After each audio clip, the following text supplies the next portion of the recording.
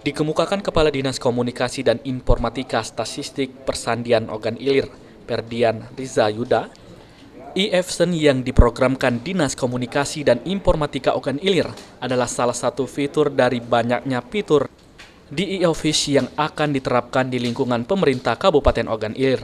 Sistem ini salah satu usaha untuk mendorong dan mewujudkan sistem perkantoran berbasis elektronik guna menciptakan Kabupaten Smart City. Dengan e-Office ini, seluruh laporan data dilakukan secara elektronik. Ada beberapa agenda utama kabupaten yang menjadi tugas utama kami saat ini.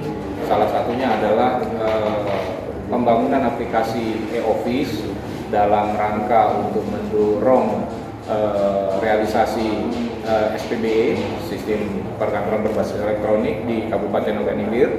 Nah, ini diharapkan bisa kami selesaikan paling lambat bulan Juni ini.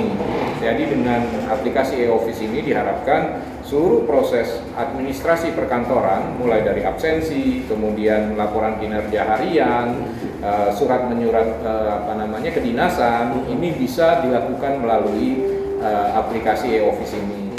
Saat ini, Dinas Inforkom sedang melakukan integrasi aplikasi dengan Badan Sertifikasi Elektronik di bidang sandi dan cyber negara.